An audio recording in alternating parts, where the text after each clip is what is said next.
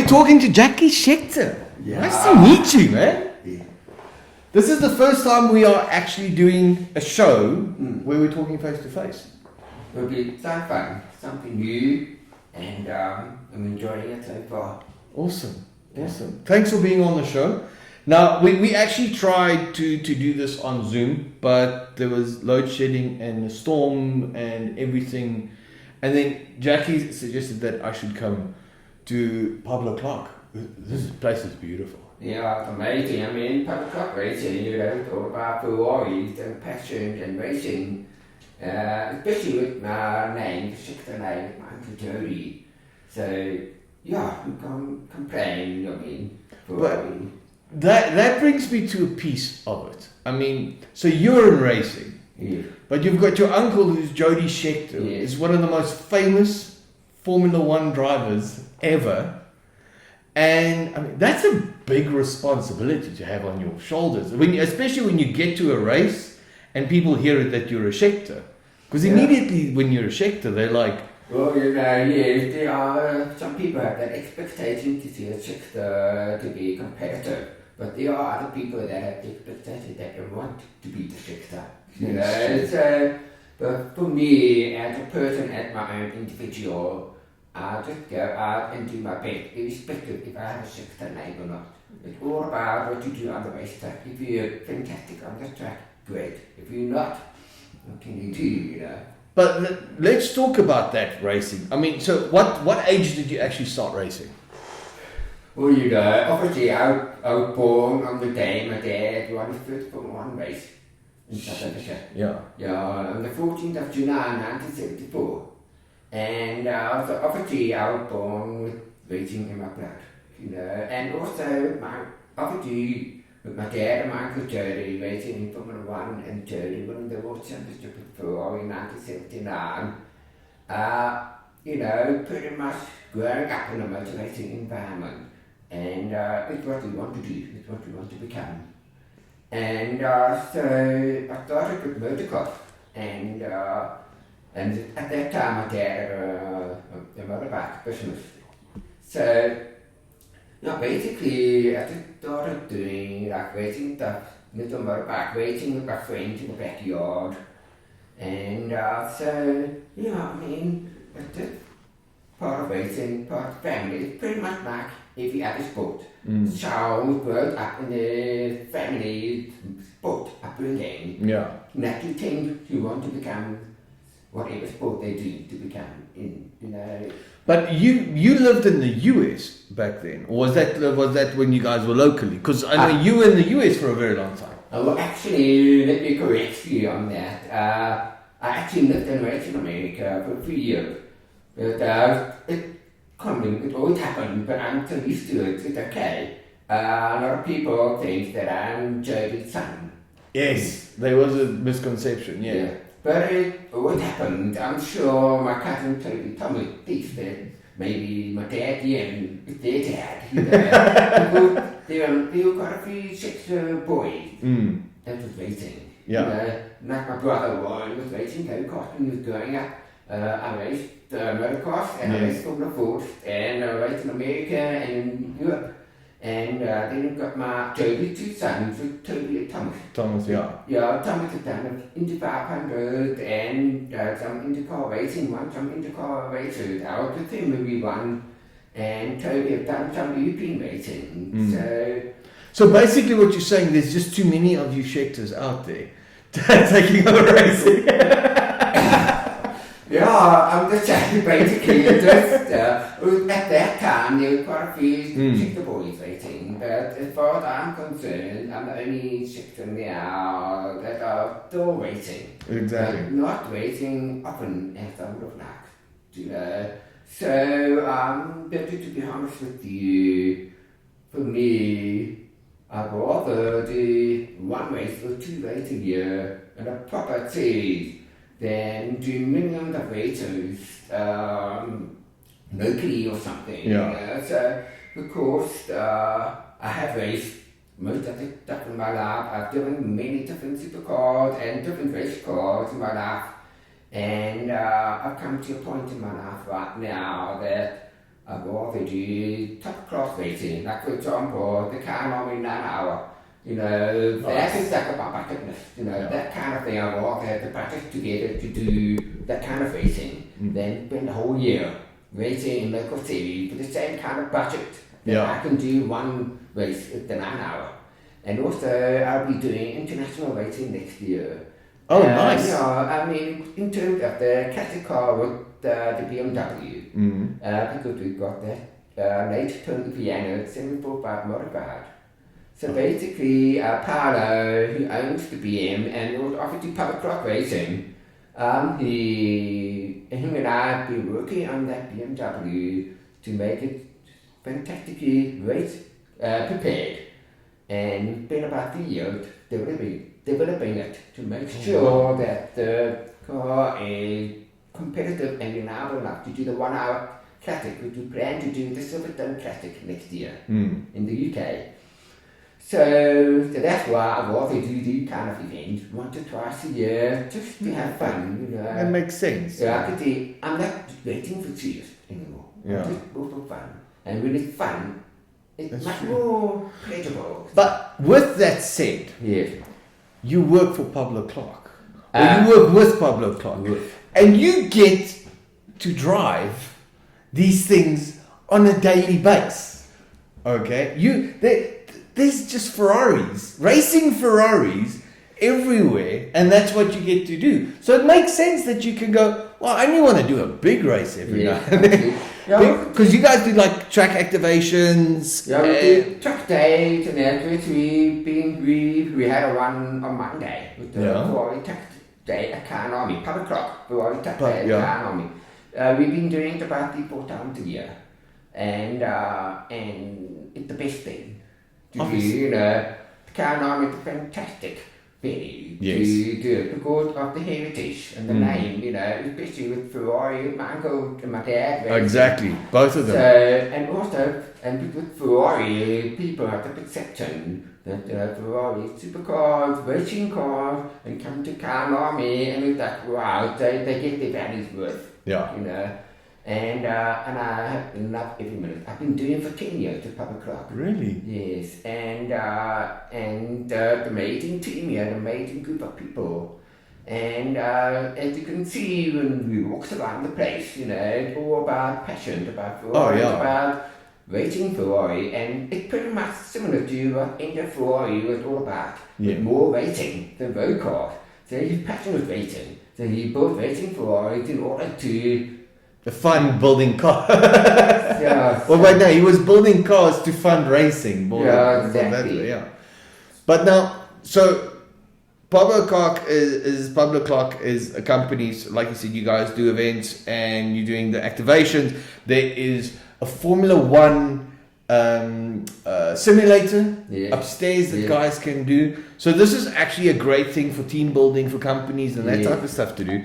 And like you said as well, you guys are doing tire changes, engine changes. That's a weird pit stop. That is really cool. Experience. You know, so basically what we do is because they are fun thing to do, you know.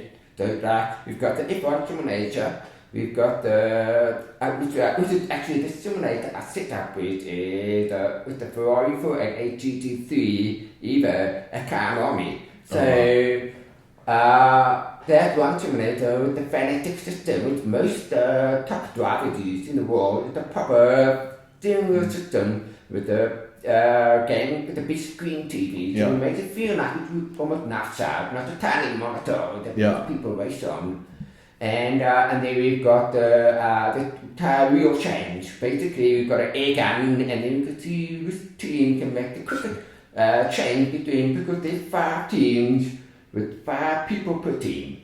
So then that's one thing. Then we've got a 430 engine, and they can see who can change the spark plugs quickly and correctly and properly. That one makes me nervous. Okay, because I don't know how many car guys out there has had experience where they've broken off inside the block, you know, changing spark plugs. Well, we've got some. Have like random people changing on a Ferrari motor. Well, we have a very good guy that actually supervises and watches what they do in terms of changing the spark plugs. You know, everything controlled. You've got each person monitoring to make it part of the T-body experience. And then another thing, we've got a 550 bar kicker. This is old school Ferrari. We've got gearbox, diff clutch, no traction control, but got a V12 engine. Nice. So they get to drive around Carnarvon in Bishop Parks and only just to get the feel and to who's the best driver, who's the most comfortable, who can be very comfortable driving. So it's actually a fun T-body experience, and they rotate every 15-20 minutes. So what you're basically saying, if someone's dream is to drive in a Ferrari or a Ferrari race car, basically he just has to phone you guys. Exactly. We phone Pablo Clark Racing, and if they want to drive a racing Ferrari with me at the coast around Carnarvon, they must just phone Pablo Clark. Next time I'm back here, you better take me around. We can work on that. No, we're quite happy to do that. But what I want to know, so of all the cars, all the Ferraris, I mean, you drove, whose Formula 1 car did you drive? That was... I drove, it was, at that time, it was Peter Bailey's Ferrari F1 with the 1991 X John Lacey. John Lacey car. Okay. Yeah, I did a few laps in it, and it was... How scary is that? It was scary. It was more of a man... F or man. Oh yeah, you can say mindfuck completely. Okay. Thank you. It's actually a mindfuck experience. Really? And also at that era, what my dream at that time, I was still a kid to race in Formula 1 because it had the best Formula 1 drivers at that time. And Upton Senna, Nangport, Nigel Mansell, Tracy, I mean, all those golden years. The golden years of racing. And then I was offered to stay to drive that from one Ferrari on the International Historics at Stockholm, you know. So I said, why not? You know. Whatever. Just another day driving a Formula 1 car. Yeah, you think so? And I barely fit in the car because that car was designed to fit John and AT. Yeah, small guys, yeah. So we had to take everything out, and it was so tough that the steering wheel was actually just barely touching my neck. And fortunately, it was one of the first Formula 1 car to have a paddle shift gearbox. Oh, wow. So there was a few issues with it, but we managed to get the car running, and man, I cannot believe the acceleration that car can do. And just think about it, it had the V12 engine. And Formula 1 at that time. Sound amazing. Yeah, and idle. It was idling at about almost 5,000 RPM at idle. And I realized that you cannot just like a normal car, blip the throttle like you normally do. If you blip it, the engine cuts out. So you have to keep your foot steady on the throttle to keep the engine running. What? And when you pull off, you have to ride the clutch more than playing with the throttle. But if you play with the throttle, you cut out. So it's a very tricky section. But once I got onto the track, the car felt fine. I mean, the simple basics of braking, turning, accelerating, and the dynamics was pretty simple, basic. But when you put the foot down, the engine went to 14,000 RPM. And we just had to change. But there were electronic issues that the dash stopped working. So I couldn't tell where the red chain, and it was almost in limp mode. But still good enough to do a few demo laps. And I'll never ever forget when I come out of the last corner at Stockholm to go from turn 8 to turn 1. I'm so used to coming out. That little straight section there, yeah. I used to come out in like 430 GT3, Ferrari 430 GT3, come out the last corner, taking your time, you got time to think for turn 1, then you can float around turn 1 to come out before turn 2. The Ferrari F1, I come out and I'm not ready. Like, shit, you gotta think for it, totally hard. And then the more laps I did, the easier it became. Yeah. And then we had to stop because one of the magnesium nuts on the next rear started wearing out, and they have enough time, very short enough span. You have to keep your pace here. So they just disintegrated to the wheel canopies. So that's at the end of the day. But man, that experience, I have a lot of respect for Formula One drivers. Yeah. That time, but even but it was hardcore that time. seriously, unbelievable. Hey, I mean, you compare. Look, I don't want to take anything away from Hamilton and all these guys because they are brilliant drivers. Okay, but it was there was no safety protocol. You basically sitting in this thing, this stupid horsepower, very exposed. You could see the whole shoulder now. Yeah. And days. Everything's in, and the speeds they got up to. And the quick speed, the top speed is straight now. They go crazy, but on the corner, not as crazy as it is now. Yeah, no, but I mean, look, now they just define gravity. When they're going around corners. Like gravity, when Formula One starts, gravity goes, okay, I'm done. Okay, I'm going to walk away. This what I have noticed now, even today, just from my perspective, you can see they're all very fit and healthy. When you see, it looks quite easy to drive. Like today cars, they are meant to be easy to drive, so that you can be very fast and comfortable in the car. But the physical aspect, it's very, very difficult, it's very demanding, it's very hard on you. Because there's so much higher G-force. Yeah. And the cars are just, if you bounce around so much. I've learned that when I was in America with my cousin racing IndyCar, Thomas. Yeah. And Thomas was telling me he was training so hard to get so fit. And because it's all about your core muscle, because you may be strapped in completely tight. Yeah. And only your arms and legs in there. You're holding. But your body is being fine and just shook around in the car. So if your core muscle are strong and fit, then you can handle anything. I didn't even know that. Yeah, because you think today guys take it quite easy. If they look quite easy, they will be all fat and overweight. Yeah. But if you look at the professional drivers, in the more 24 hours, they've got aircon, they've got power steering, they've got the best thing you can ever imagine. Guys sitting there playing Spotify. Sir, where's the dough? That's easy, but to be honest with you, I've done some endurance racing in the Lamborghini Super Trofeo. Yeah. And it's got all the luxury features, and at that time I wasn't that fit. Yeah. And I got fucked out of it. Really? Yeah, doing endurance racing. Because that pounds your body constantly. Yeah, because you are physically concentrating and got the G-force inside the fighting to hold. So the fitter you are, the easier for you to keep pushing the whole time. No, but look, I know, I mean, if you, even with old cars, I always say, I mean, I had a 49 Chev, and if I would drive somewhere, especially if you're driving through traffic, by the end of it, you are gone. You are so tired because you are fighting every VA braking, all this type of stuff where you've got the guy in his big Merc next to you and he's got ABS and he decides to cut in front of you and slam on brakes. You are exhausted driving an old car. And racing to me would just be 100 times worse. Yeah, I can give you my story. That driving is so much more appreciated the driving of the early racing era up until the mid-90s, 2000. My very first Ferrari I've ever driven was the 1961 Ferrari 250F. 250 short wheelbase, okay. That's the one that you showed us earlier, yeah. And I can go, start the race in 2 laps. I'll be completely fucked in 2 laps.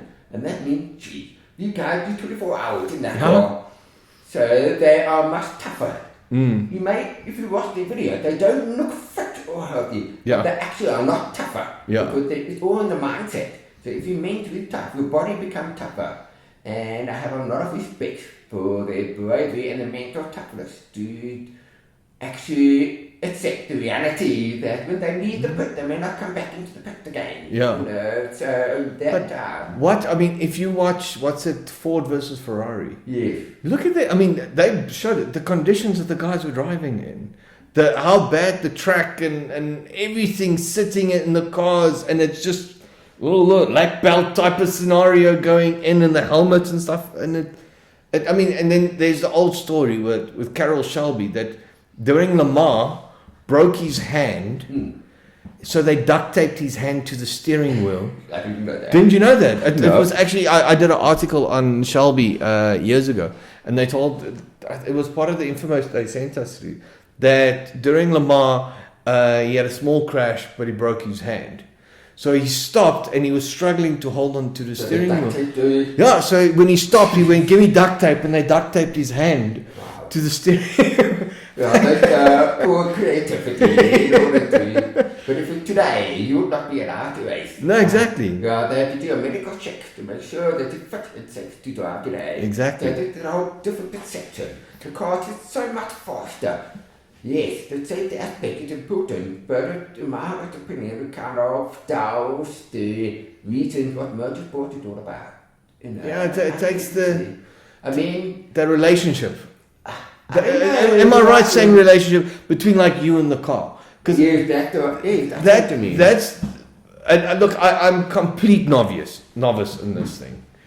But I mean, I know from driving. I mean, I've driven old Ferraris and this type of stuff, and old cars, and you kind of create the bond. You know where they sit. You know how they turn. It's more raw. Yeah. You feel you're communicating with the car. Yeah, constantly. You're like, okay, they're doing, oh no, corner's bad on this. And you know the danger never much higher, so you're forced to work at the car better. You concentrate. I always say to people, you concentrate 100 times more while driving a muscle car or an old supercar or something like that than driving a normal car. Yes. Because you are scared of everybody. Because any guy can turn out at any point or anything, and you're not just looking at the car in front of you and he's braking. You are looking 5 cars ahead for anything that's going to happen. Yeah. So mentally, like you said, it's a lot more work. But like you said, that relationship's there, that mechanical relationship where you know it's got a little twitch here, and you know it's got a little that there. You bring me up a story on that. A friend of mine got a 1986 Porsche. I think I can't remember. The normal plain Jane Porsche, nothing fancy about it. So old school, left-hand drive. And got semi-slick tires on, and not powerful at all. I mean, you can push it. Yeah. You can whip it to the red 9, and you think you do 200 k's an hour, but you look at the speedo, 120 k's an hour. So I just, I'm only going 120. But I was focusing so much because even in the straight line, you have to make correction because the old Porsche, the engine right at the back, the car hops them down. So all over the you've got place. to make sure you do the right gear changes, then left-hand drive, and it sounds so awesome. Even for me at a hot young person with a cockney plant. Hearing that old Porsche engine in the back screaming at 5,500, 6,000 RPM, I can't remember because I was too focused on trying to get the car on the track at 120 k's an hour. And then when I got home, back to his house after driving for like an hour or so, he was riding his Vespa, so just kind of having a nice little door in the cradle area. And I came back to his house and I said, dude, I'm exhausted. The car, it's so much fun, it's a lot of hard work. It's such a simple, easy drive. So I actually appreciate and I actually prefer older cars because... It's funny enough, a lot of that's the thing. I mean, the more also we're getting older. Yeah. And it's weird how the older we get, the more we want the simpler things in life. You know? A very valid point to If you think about it, so you're climbing into, I mean, even now, I climb, if I do a test drive or something, you climb into a new car, and you're like, but there's times when there was nothing, you know? It's the same thing. There's no keys anymore. You don't know where the button is to start the car, because every new modern car, there's a start button everywhere. And you come with the keys, where's the start button? Some of them are down there, some of them are there, one right at the top. But, yes. I one day, I was talking to Colin Lazarus, Lazarus Ford. Yes, Colin Lazarus. Yeah, so Colin's driving from Joburg to Cape Town. and he decided to do a trip alone. I said to him, when you hit the highway, when you hit the Karoo, I said, I know you probably like a big Range Rover or something. I said, open the windows. He's like, what? I said, open the windows. He said, what does that do? I said, no, just do me a favor. When you hit the Karoo, it's a nice day, open the windows, switch off the radio, switch off everything and open the windows. While driving. Yeah. Like, okay. Phones me a while back. It's like, that's amazing. What do? It's the fact that when you're driving in a new car, you're in like in a cocoon. You don't experience, you're looking at the outside, buses going past, but you're not experiencing the Because outside. everything, like you said, the cocoon, that's so quiet, so optimized. So when you open the windows, you get air hitting you, the cold air or the fresh air. You've got the smells of the Karoo hitting you, and it's like I can sensor it. Oh. your sensor just loads up. All of a sudden, you realize that there is an outside this cocoon that you're doing 120. Try it next time. Next time you're on a road trip, and It's a fantastic idea. and you're sitting and you nail it and you're nailing it. You get to a point where you go, open the windows, slow down. I did a road trip years ago, in a 1958 Cadillac with a friend of mine. Roof down, okay. We were not drinking beer while driving, okay. I don't think we were drinking. No. So we said, I don't know, myself and beer. So I had to jump in the car with him, and it was the only 58 Cadillac convertible in the country at that stage. So we've got an iPod sitting with speakers, blaring like Bob Seger and Creedence Clearwater. Yeah, and you know the roof's off, and you got your cap on, and you got like cigar and cigarette in your mouth, and you're like, and you can only do 65 miles an hour because the Cadillac does. Perfect. Okay, and that Cadillac's just like so. And that moment is the one that gave me always that moment on every road trip. I have to open the door. I have to open the windows because you've got that old school wind, smooth cruise. Always be there. And so now, even doesn't matter what I drove, I always try and replicate that feeling. And it's like you breathe. Does it make sense? Yeah. Like you have this moment where stress goes. Yeah, because we live in a world today where everything is cell phone. You look at cell phone, you jump in the car, you're looking at it. Then you're working, everything cooked up. So we unfortunately stuck in like a cocoon world. There we go. But that's why, like, you ride, you cycle a lot. Yeah, I do mountain biking. Mountain biking, yeah. Yeah, I mean, you know, I grew up racing motocross and really enjoyed it. And also I even had a four-wheeler to race off-roading and ride in the road and stuff. So it's actually a nice pastime in terms of opening your mind to escape from civilization, and that's what I call it, you know. Yeah. And it's healthy, and like I said, breathe in the country's fresh air, you know. So, I was driving back from Durban this week, and I was listening to this podcast, and they go, is stress and anxiety and all these things getting you, download this app, and this app will, and I'm sitting there. No. I live in a beautiful area right next to the beach.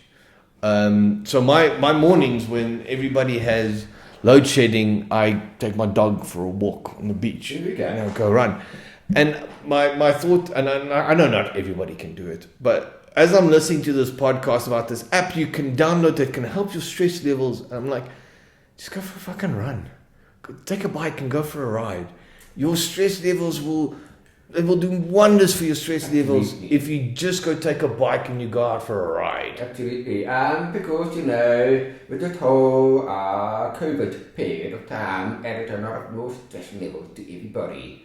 And at that period of time, from just before COVID started with lockdown, it was actually one of the worst periods of my life. I can believe it. With the whole divorce and with the business struggling because of the COVID times. And at that time, I wasn't in a very good space. I was aspired to go to therapy and all. So I've been to a few therapy sessions.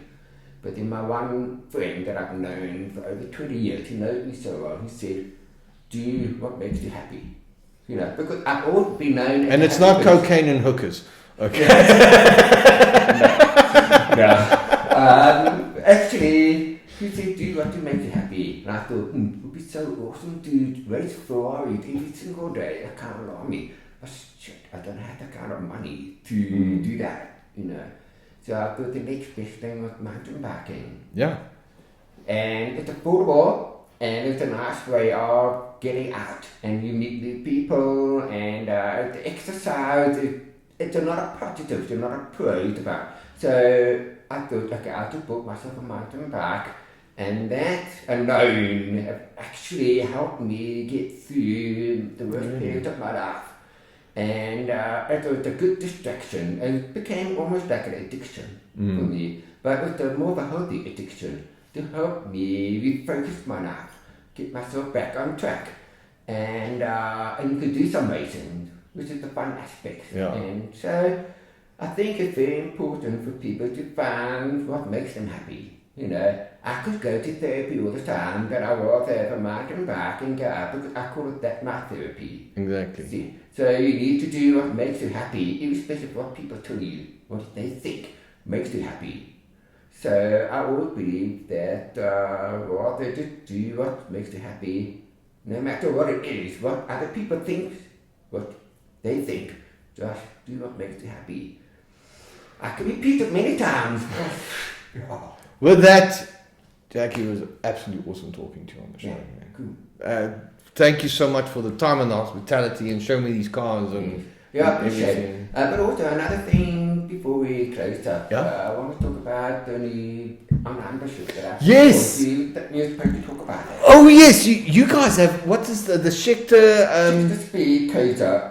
Because as I mentioned, last year the worst time of my life, we had to close the business down. This car business called Auto Scheckter. And, well, there was no racing, so obviously you couldn't get into the tracks. You couldn't do anything last year. Yeah, because with the whole COVID thing and the regulations have changed a bit with the banks, and a lot of the people lost their jobs. And so from what we've experienced, me and my dad, because my dad and I were working together with her, is that the small independent used car dealerships are taking a bigger strain, and a lot of them have closed down because of that. The large dealership can manage because they've got a lot of stock. They can keep their turnover going. And also with the whole COVID, the time has changed. The people perception and the way of working have changed. So we decided to go, my parents and I decided to do an online business, used car business, which is actually Scheckter Speed, which we launched in this month.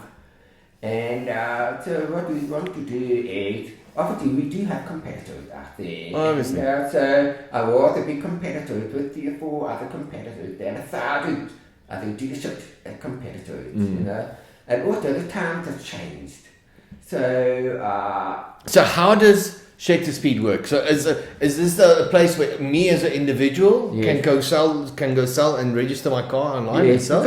Just because, most people are working from home, and most people prefer, most people are getting like lazy because, they don't have the time to go to all the dealerships to get a valuation, to get a quote, because often you get less than what you expected in terms of what the dealership will offer you on the floor. Well, it's actually guaranteed that the dealership is going to offer you more or less than what you expect. You're wasting time, you're wasting fuel. I mean, you've got more important things in life.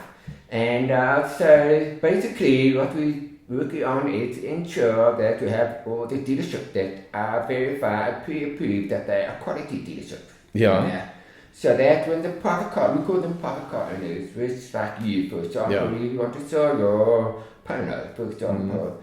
And obviously you just go to Scheckter Speed, you can register, and then you can check and see what the car value is, because we work with trade union to give you a retail trade, so you can get a ballpark idea of what you can maybe expect for what you get for your car. Wow, so you can actually just go see what your car is worth at the moment. And then you upload the pictures and make sure that you have quality photo taken of certain angle, etc. And if you honest in terms of explaining it much detailed you can, so that all the dealership, when they check on your car, they could see, oh, nice picture, the car looked good. And you could see the guy seemed to be very honest, open about or issues. Any issues? Like the scratch here, or the wear the tire, or the rim, you know, because from our experience to used car dealerships, we're very fussy about what the quality of the car is. So if your car is doing well looked after, you'll get good price for a car. Yeah. And so that's why we have like all the approved dealership that see the car, and it's all about trust. And then they could start bidding on the private car owners. Oh, so wow. Only the private car people can sell their car. Dealership not allowed to sell the car. Oh, wow. Because Okay. So it's basically what it does is, so if I've got a car I need to sell, it opens my car up to a shitload of dealers, and who wants it? Approved quality dealership. I love that. But this must be great, because I mean, okay, we can't sell the Polo; it's a rental. Okay, but this means this must be great for non-normal cars. So if you've got like 300C, which is something that's very special, or you've got a classic sports car on this side, this must be great for them because it opens. Now all of a sudden you can actually, if you've got a good quality car, that car can be picked up very quickly. We've just Manchester, so we need time to build up on it. Yeah. So, but it's all about timing, and so you need to build up on that. I'm working on with the dealerships, and we're building up on it, and I think from my experience, it has to work both ways. Yes, it does. You've got to have a good amount of good stock on the floor, page, yes, on the floor, and then you have to have good quality dealerships checking to do the bidding. And they bid 5.5 days a week for 2 hours, and then whoever gets the Wins highest that bidder bid, wins. Okay, and then they can communicate with the private car owner to meet up and discuss, and if they're happy with everything, they can do the transaction all between them. It's simple as it is. I'm just more like a middleman. That is actually brilliant. And also, what we trying to do differently to our competitors is that we offer like a few winners of dealership and a few private car owners on a random draw a few times a year to go for a hot lap experience with me in one of the Ferrari and a pit stop experience that we have at Pablo Clark. See, that you're just not making it fair on anyone. Okay. But listen, let's finish this off. So thank you so much for being on the show. It's an absolute pleasure. Thank you very much, Joe, for having me on your show. And very nice to meet you. And I feel comfortable chatting with you, and especially with my hearing, with cochlear implant, and it's very easy to have a conversation with you. Thank you very much. So I appreciate it. I feel comfortable with you, and I'm very grateful for the cochlear implants that actually helped me to live the life that I want. That's very good. All right. Thank you so much. Sweet.